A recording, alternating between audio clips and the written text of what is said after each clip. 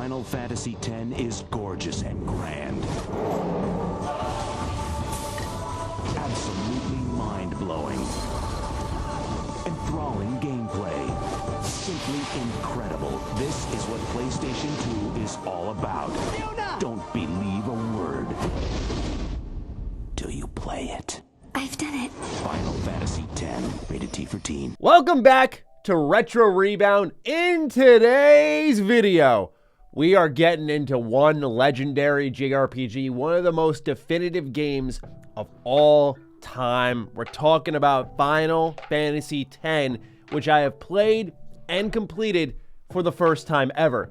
Now, there's a bit of a story here. When the 10 and 10.2 remaster came out, I picked it up on my PS Vita. I ran through a little bit of it. I got to a particular Seymour boss fight, and I ended up dropping it. Your boy tapped out. Well, now I'm making things right. I decided with Retro Rebound thriving, with a lot of you enjoying the Final Fantasy content, I gotta give one of the GOATs its fair shake and see it from start to finish. So, what we have here is an original copy on PlayStation 2. I also own it on PS Vita, where it comes with a little art book for the remaster, but I played this on PC. That's going to be an important factor moving forward into this video. But ladies and gentlemen, if you're new here and you're looking for more retrospectives, more nostalgia-based content, you're in the right place. Consider subscribing. First things first, before we get into the game itself, I like to give you all the complete in-box experience. And this box in particular really tells a story on where this game lied in the current generation of consoles. Because Final Fantasy X came out in 2001. This was right around the time where everyone was transitioning over. The new next-gen console, the PlayStation 2, had arrived. Around this time as well was my personal favorite dropping, Final Fantasy IX. And that was the old thing. Forget Final Fantasy IX.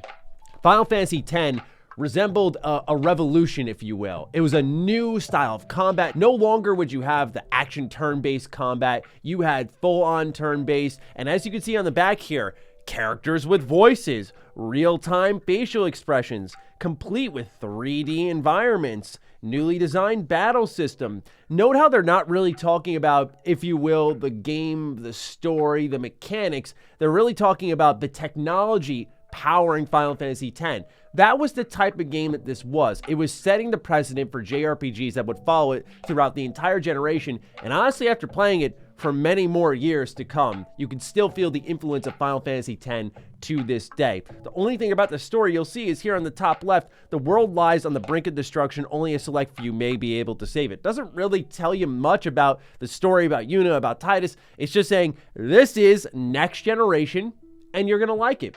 And a lot of people did. So let's move on into the actual box art itself. One of the most iconic scenes right here on the actual manual art. This is a fresh manual, by the way, but this is what you'd pull off the shelf back in 2001. This was the game. And like I said, this manual, oh, it delivers. Right away, look at the art there. Absolutely beautiful. Love Yuna. You can see Lulu here in the background, transparent. A lot of colors. The water on the top here. Water's a big theme in Final Fantasy X with Blitzball, with Waka, all that good stuff here. You got character bios for everyone you're going to be encountering in the game. A how-to on the battle system, the abilities, all the mini games here. A little shot of Riku, like Blitzball, riding around chocobos, all that fun stuff. And then even here on the back, you've got Auron looking fresh as hell. And you've got this little Final Fantasy X registration card that I always find interesting to find in complete in-box copies, because this, again, as I've said in many different videos, is how companies collected marketing data. So that's what you'd pull off the shelf back in 2001 when you picked up your copy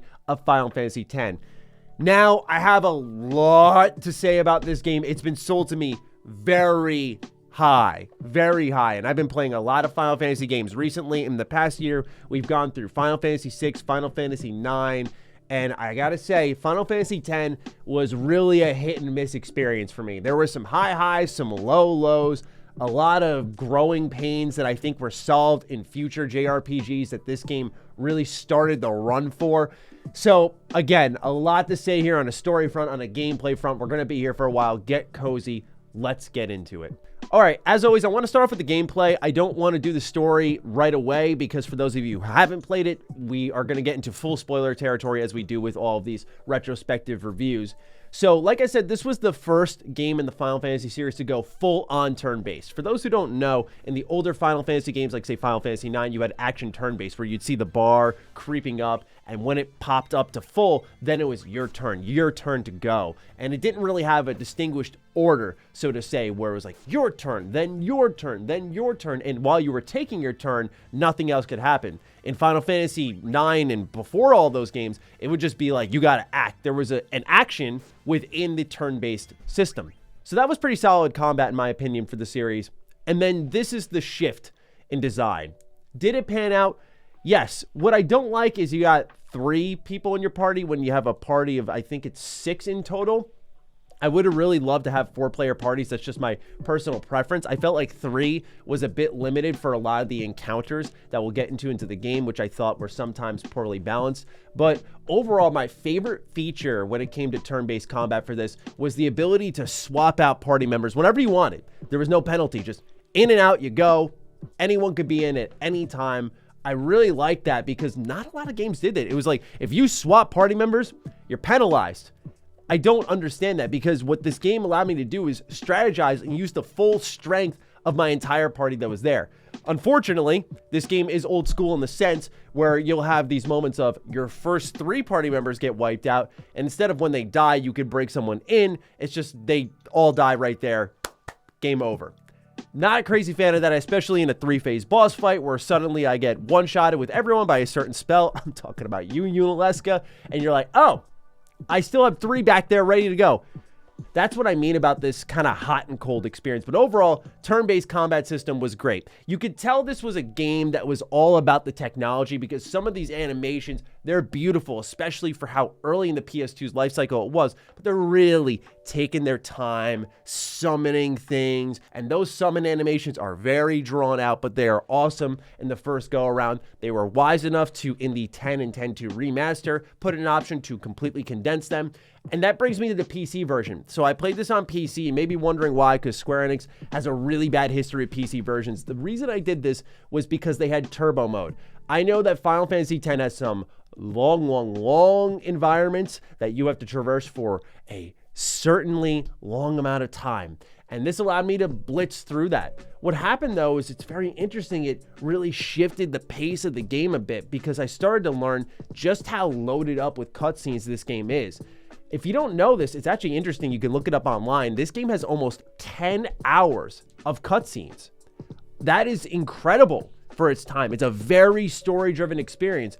What's unfortunate for people like me who want to turbo mode through some of the combat sections, some of the animations to just keep up the pace, is you find out how stop-and-go traffic this game can be, where you'll just go through a couple of combat sections and another cutscene, and you're just sitting there with your hand in the snack jar for another 30 minutes while everyone's talking things out. And so I ate a lot while I was playing this game because I had the time to. I was just kicking my feet up. That was something that I felt was on my personal decision. I don't dislike the game for it, but it was definitely something I wanted to share with everybody. But also, this version on PC had Supercharge. I didn't use this until the end of the game, because I didn't even know it existed. This port is just very bad, because at certain points in the game, you would have green screens pop up in the middle of CG cutscenes. I don't know why or how. There would even be points in the game where they did a mixture of CG and in-game action. So you'd see Titus running around on a actual green screen. It was the weirdest bug I've ever experienced, and I'll have a story about that bug when I got to the end of the game. That is one of the most unfortunate things that's ever happened in my gaming career. I feel like sometimes I'm just not destined to like this game. You'll know why as we get into more spoiler territory, where I drop the game and why. Let's talk a bit about the sphere grid. This is a new leveling up system. Alongside that, they have equipment, which doesn't scale up your stats, but in fact you attach abilities to. I like the sphere grid system. When you start to stack up your sphere points that you can spend on all various abilities and attribute upgrades, I felt like sometimes it was getting a bit in the way. I just wanted to quickly level up and get back into the game, but instead I'm going through a ton of menus, using spheres, and then switching characters and repeating. And eventually it felt like a drawn out, more complex leveling up system that could have just happened quietly in the background, and they could have focused more on the ability system that was attaching to your equipment. So sphere grid was solid. Don't dislike it. It was kind of interesting because my first experience with something like a sphere grid was actually with Tales of Exilia. They had a similar sphere grid of their own that I really liked, and I really hadn't seen any other game do it. So going back to this, it was a nice reminder of a JRPG I do really enjoy, but also, again, how transformative Final Fantasy X was. No matter how many problems I have with this game, I just can't deny that its influence is astounding. It is a really powerful video game, and you can see it across a ton of different JRPGs. Now, for the equipment system, when it comes to customizing stuff, putting on different effects to weapons, this is personal preference, right? I don't, again, dislike the game for this. I wasn't crazy about this system at all. There was cool customization as you unlocked new abilities like break MP limit, break HP limit, where you could go beyond 9,999 damage and really just crank out some seriously big numbers. That felt good when you got those abilities on your weapons, on your armor. That type of stuff was awesome. The plus 30% for HP, you're like, now I'm really beefy. That type of stuff felt good. There is a mixture of old and new in this, and I can see that being very appealing to some. For example, there are a lot of times, as the back of the box will say, where there's 3D environments. However, there's also times in this game where you're running around the hand-drawn environments that you've seen in previous Final Fantasy games. And it's those moments that I feel the game has a lot of charm there. So overall, the gameplay systems are good, not bad. I really enjoyed the turn-based combat. I really liked the flow of it. The party swapping was excellent. How everyone played was good because everyone had particular roles. Like Auron was this big body slammer. Titus, for me, was kind of this speedy rogue white mage who was using haste on everybody. Yuna was the white mage, but eventually you see the power of the sphere grid system when you get black magic spheres, when you get special spheres, and you can just unlock anything across the grid. So then Yuna, late game, becomes this powerhouse who's casting Ultima with double cast, and I'm just wiping everyone out. That is an awesome moment there. That is where the leveling system really peaks for me. It takes a bit to get there. It's a little bit slow moving at first, but I really did like that. One thing I wasn't crazy about, again, back to pacing, Cloister of Trials. You know, there were moments that the narrative was just rolling, the gameplay, the music, everything's hitting. I'm like, yes, let's go. I'm actually liking this game. And then the Cloister of Trials hits. I'm like, oh, puzzles, really now? Why now? And some of these, man, are just killers. Like there was this one puzzle I had to do where you had to touch little floor tiles. It was right before the Unileska Boss fight. You had to touch little floor tiles and get shapes to show up on the floor. And once you match those shapes, almost 6 times, I think it was, 4 to 6 times in that range, then all these pillars lit up, and then you'd go down into a double boss fight room, and I'm like, I'm already mad. Now you're going to hit me with 2 boss fights after all these redundant puzzles. You know, it's, again, one of those things where some people really like that. Me, I like the occasional puzzle, but this was like a formula for the game. It was like combat, run around, cutscene, puzzle, repeat. It just kept doing that over and over. And I'll be honest, it struggled to hold my attention at times because of that. There was some moments where this took me about 30 hours to beat that I was kind of dragging my feet through it. I was like, man, like I want another moment like that again. Again, we'll specify in the spoiler section. But overall, the gameplay was solid. The blitzball, the mini games, I think they get a bad rap because they're not great at all, but I also think they did a good job of being self-aware and not putting them square in your face. Like, you have the blitzball section in the beginning of the game. It never appears again. You have the option to never go into it again unless you want Wakka's ultimate weapon, which I didn't care about, so I never touched blitzball again throughout the duration of the game. So for me, didn't really matter. There were other cool little tidbits here, like, for example, the Albed primers. I liked finding all these little books around the open world and deciphering a language, and you could sync up your saves so you could do like a New Game Plus if you missed any of the ciphers, and you could learn more about what people were saying to you in the beginning of the game. It's not overused because I think Square understood, like, hey, this might be really bad if we have a lot of important dialogue that's not translated to the player, but I did like how it messed with time a bit based off its story, and so that was something that I was really fond of. The really big issue I had that felt old more than anything in this game was how progression worked when it came to the main story. So sometimes you would have to speak to someone, somewhere in particular, and the moment that it really clicked with me, I was like, I'm really having trouble finding out how to move this story forward, was when I had to talk to someone in the church that Maester Seymour was at. And you were just running around this village for what felt like 40 minutes to an hour. And that's where I felt like, okay, this has been a problem a number of times, but this is the longest stretch of this problem existing. And it continued throughout the whole game. Like, who do I talk to? How many times do I talk to them? Sometimes you talk to someone, cutscene would activate, you'd be like, all right, on to the story we go, only to find out you got to talk to that person a second time, activate a second cutscene, and then move on. Okay, whew. So a lot to say on the gameplay. Clearly, I've made you all wait long enough. Let's talk a bit about the story. Again, full spoilers here, as we always do with these types of videos, so prepare yourselves if you haven't played it yet.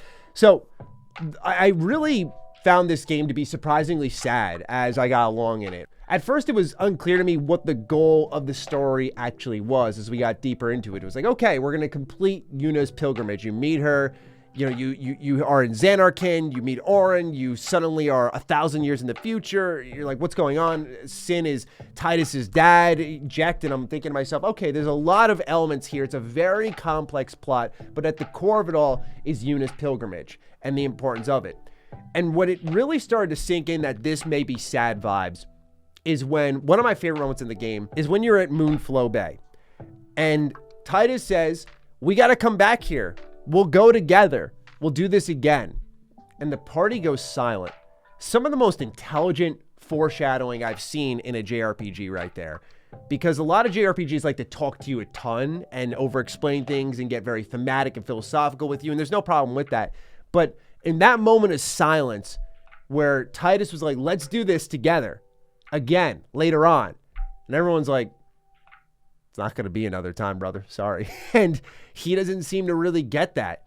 It's this journey of self-discovery that I really liked as you learn about Sin dying 10 years ago and coming back, and that what's really haunting Spira is sin occurring again and again and again. And the idea that the religion of Yevon, which you have many devout followers of in your group, Lulu, Waka especially, and they hate the Albed who kind of fight against those teachings, to learn it's all a lie, none of it is true, and that they're effectively just running the same loop over and over, not in this convoluted time loop sense, but that more and more people are going to get sacrificed and sin is going to continue to come back again and again. It hedges on the line of being that let's go fight God storyline that you see in a lot of JRPGs without really ever doing that. And to me, that was incredibly refreshing. That felt very original. And surprisingly to this day, it's still original in a day and age where, like, even one of my favorite game series of all time, Persona, loves running down that God trope and saying, go fight Jesus Christ himself. Have fun. Death is also a major factor in the story. I found that to be kind of surprising, but again, as the sad vibes began to roll in, it made more sense, where Seymour was one particular person who denied death a multitude of times, and it was because he strongly desired to become the next Sin. I thought Seymour, to me, was like a hit or miss villain. I liked how present he was. That's very tough for games to do, is keep the villain in your face, keep reminding you of him. But he just sort of eventually started to feel like this guy hanging around who's like, I'm going to become Sin. I'm going to cleanse the planet. We're going to do this whole thing together. And he just eventually sounded like a psychopath over time. He was the moment I tapped out, though. So I mentioned at the start of this video that I had tried Final Fantasy X HD Remaster on Vita. I got to a particular boss fight. It was on the snow-capped mountains during that boss fight there that I got to Seymour, and he beat my butt over and over and over, and I just didn't have the willpower. I just stopped, and I'm disappointed in myself because that's not me. That's not my vibe. But that's where I stopped my first time around. It's interesting because once I got back to, I believe it's the Mount Gargazet boss is what it would be called. When I got back to that, I washed him. It wasn't even difficult. I was like, oh, Maddie's gotten better over the years. Okay, that's a good check for myself. I'm feeling pretty confident about my gamer abilities. But anyway, back on track to the story here. Seymour is denying death. And at first I'm like, oh, this is just a weird way to keep the main villain around because Yuna's supposed to be sending all the dead people, as we saw when Besaid got completely blitzed by a flood created by Sin, and you saw the destruction of Sin there. You saw what Sin is capable of. They did a good job presenting what these villain characters can do, and especially it connects to the party when you know that Tidus is keeping to himself, and also Auron knows that Sin is Tidus's dad, and Tidus hates his dad. But what hit me harder is when you learn deeper in the game that our man Auron is also denying death, and that he's been wandering, refusing to go to the far plane where the souls go when they have passed. He's refused for a while and has instead aided Tidus in his journey. And to me, maybe I missed something. I'm completely open to being wrong here. That's where the game trips up a bit on itself. Is I love the idea of Auron and his story. His backstory is easily my favorite in the game. But when you start to learn that, for example, Titus and his Xanarkin is a dream of the faith, and you start to learn that these characters are denying death, I don't really understand personally why they can just say, I'm not dying right now. Sorry, try again later. And I know it's because Yuna has to send, but when the sending isn't performed, I'm like, where do they go? Do they just not die? I always found that part of the game interesting, but also I didn't let it distract me from what the main message of the game really was. And that was affirmed to me at the lake scene. The lake scene, man, when Yuna realizes the weight of the adventure on her shoulders. You know, everything's called into question, right? This religion of Yevon is effectively a fake. People are against her and their group. The Guado are framing Yuna and her group as sacrilegious, as traitors. Everyone's branding them as such, and they're going to try to kill her. Is the pilgrimage worth it? Is the peace of Spira worth it? Should she and the group be selfish? And Riku in particular is very much like, yeah, don't go and do that. Don't go and help these people. They're not good people. They just tried to kill us. We want to keep you around, Yuna, because you learn that Yuna is going to die when she completes her pilgrimage, when she summons the final Aeon. And when she gets to the lake and Titus links up with her, and you see them share that moment where they confess their love to each other, and you see her start to cry and realize like this is the weight of her mission and she doesn't want to do it, but then she accepts this is what I must do, and she moves forward with a sense of conviction that I very much appreciate. Yuna is a great character, but then Titus kind of steps in as this main/co-main character. It's kind of funny, right? Because Yuna to me is like the main character of this story. She's the driving force of it all, and Titus is just as much a part of it, so much so that literally in the final boss fight, he's like, this is my story. Sorry, I'm being selfish here, and kind of reveals last minute to everyone, I'm going to disappear. And I think he kept it secret because he was like, I don't want to disrupt this mission. Like, it's important that we get the job done here. Now, this game does lean a bit narratively on some JRPG tropes that likely they created themselves. For example, when they have to figure out, how do we break this cycle? How do we stop sin from coming back? How do we get rid of this all? And they end up deciding to try and fight Yevon itself.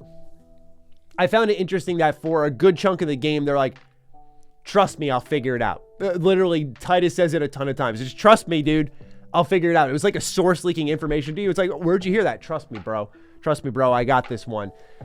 So again, one of those things that I'm willing to turn a blind eye to. I'm willing to admit if I miss something there because I think it just distracts from the main point of the story there, but it did feel like there were moments of inconsistency there. However, the characters are really the driving force here, right? Because you know that, for example, Yuna is trying to do what's best for others and not her. Wakka is reminded of Chapu thanks to Titus. He hates the Albeds. He's a devout follower of Yevon. Kamari is a failed Ronso. He's hornless. He has an interesting story moment. Lulu was to marry Chapu, the younger brother of Wakka, and she's an older sister figure to Yuna. Auron was a guardian for Braska, who's Yuna's dad, and is very similar to Titus in his adventure, but he is unsent. And then Riku is faking as an Albed and looking for a way to get Yuna out of dying with Titus. So everyone plays a very important factor in this game, and I like that a lot because no party member felt wasted. And when you feel that in combat and in story, it lets you attach to them a little bit stronger. Speaking of strong connections, those boss fights, really hit or miss. There were some really good mechanical ones, like the Aeon versus Aeon boss fights where Yuna had to fight against some other summoner, and it was like this Pokemon battle. That was cool. There's also like the airship bosses where you're flying away and towards these big creatures. You had to do that again when you fought Sin's Fins. Those are good mechanical boss fights, but then they get a little gung-ho with the mechanics, and I'm talking about the Unileska boss fight. This one just flat out sucks in my opinion. It's this 3-phase just struggle, and I feel so bad for everyone who played it with the standard animations because it had to have inflated your hour count by hours as you wait through phase through phase through phase. Here's my problem with this. The whole concept of the Unileska boss fight is she's going to cast Zombify on all of your party members. Okay, fine. because when she does that, she casts healing spells on you and she does damage to you. That's her main form of dealing damage. So what's your objective is to get rid of the zombie status effect. Use Holy Water, use Asuna, use something like Remedy, get rid of it, because there are effects with Zombified that will plague your character. You don't want that. So you have the choice of curing it so you don't take damage, right? As you should in any combat system. However, on the other end of the spectrum, she's got this move that insta-kills everyone called Megadeth. Guess when Megadeth hits? When you're not zombified. So I'm there, phase 3, just trucking through this boss, doing a pretty good job, going back and forth. I had a moment where I almost died. Yuna had 19 health. Everyone else was down. I was like, whoa, this is intense, man. Okay, we're hanging on by a thread, but I'm going to be really upset if I die here. I get everyone up with a Mega Phoenix. We continue fighting through. Third phase pops up. I'm like, wow, this is going on for a while. 60k health. Continue to whittle her down. 5k health left. That's like one Orin slash. I'm sitting there going, next turn, dead as a doornail. Orin was up next. And guess what she cast? When everyone was nice, clean, healed, I was like, I'm ready. She's not going to stop me, right? You overcommit, you overprepare. She casts Megadeth. Everyone instantly dies. Boss fight over. Probably 40 minutes of my life gone. I was like, are you kidding? That touches on something that I had an issue with this game, which is encounter balance. You see, Final Fantasy X was made in a time where encounter balance wasn't a huge focus in JRPGs. They said, let's throw together a ton of characters and throw them at the player because more encounter diversity. And what happens is as you get deeper into Final Fantasy X and you start to fight characters that are I don't know, like having 100,000 HP, I kid you not. They are bosses into themselves in these random encounters, sometimes multiple of them. Even when you have the strongest spells, the best equipment, all that stuff, it can be a real trudge to do random encounters. It can be really frustrating from certain times. And when certain combinations are thrown at you, you can tell the ones that were tested and went, okay, this group works well together. They give you the proper AP payout, like all that stuff. But then there were certain groups that I just ran away from by default. I was like, no, these bosses, wow, sorry, I call them bosses. These enemy encounters can be downright terrible. And that leaks into the boss fights where I just feel like sometimes they had a very clear pathway because it's so mechanically driven. It's like, this is the gimmick for this boss fight. And if you don't have the right equipment with the right spells, with the right build for this gimmick here, you can beat the boss, but it's going to be a supreme pain in your butt getting through it. That's where I stumbled a bit with some of the boss fights, but otherwise I like the inventiveness they had in their minds with a lot of these boss fights. Sometimes they kind of tie one arm behind your back and go, oh, you only got 2 party members, only 3 party members with no one to exchange out for these boss fights. Again, very hit or miss there. So now let's get to the end of the game. Titus tells Jecht he hates him before the boss fight, yet reached for his dad as he fell when his dad just told him he won't be himself when he becomes Sin. This made no sense to me. But the faith gathered Titus and brought him back when he was supposed to disappear. So upon beating Jecht, guess who disappears? Orin says, this is your world now. Great send-off. Love the conclusion to his arc. Peace out, Orin. And then Titus disappears. And it's left with Yuna, Waka, Lulu, and Riku. And I was sitting there going, wow, pretty good ending here. Remember that green screen bug I told you all about? So, your boy got the green screen bug on the last CG cutscene for Final Fantasy X. Okay, I'll look it up. Sometimes my friend who has beat the game already would send me the cutscenes when this happened because I was streaming it to him on Discord. He was like, here, I got you. It was a bit annoying, but I thought the turbo mode, and then I learned about eventually the supercharge, was worth this headache. He wasn't on. It was like 5 a.m. I was wrapping it up. I was going all in, trying to just put this game behind me. I paid the ultimate price. So I go on YouTube. I look up Final Fantasy X HD cutscene movie. Specifically 10. You can tell where I'm going with this. So I skip to the end. I see the ending cutscene for Final Fantasy X where Yuna says, do not forget the people who were with us on this journey. Of course, speaking about Titus, you remember his sacrifice, everything he did. And then after the credits roll, I see another scene and I go, oh, what's this? And I don't want to spoil what was 10-2's ending, by the way, but I see what I'll just say is the beach scene. I watch it in earnest, see everything that happens, and I go, okay, wow. Why was the outfit for Yuna changed and Riku changed? Why, what happened? Who's the chick with the spiky hair? Who is the? And then I learn. This son of a gun put the 10-2 secret ending or whatever, put the 10-2 ending in 10, as far as I'm aware. Because then I was like, no. This has to be like the perfect ending, the true ending, like a bonus cutscene that teases like something happens in 10-2, right? I look it up. I find like the original video, like the original ending of the PS2 version. And I'm like, nope, the cutscene's not there. I look up another HD remaster. Nope, cutscene's not there. I'm like, you gotta be kidding me. Only this would happen to me. I swear I was just born to not love this game. I like it, but just so many things I tripped over with this playthrough. But I wanted to push through for all of you. I wanted to push through for myself. I want to push through for my love of JRPGs. I don't think this game's bad. I do think it's a product of its time, though. I do think it's a game that has a lot of strengths. It has a lot of weaknesses, too, though. And I think a lot of people, in my view of things, love very specific moments and forget those things in between. And if they do remember those things in between, they're unlike me, where I'm only playing this for like technically my second time, really my first time here, where they know the ins and outs, they know how to navigate these things. It's like me with KOTOR. The combat is not great, but because I know a particular build that makes combat good, I don't mind the combat sucking, right? So some people know shortcuts to Final Fantasy X that I wouldn't particularly know. So for me, there were a lot of speed bumps in this playthrough.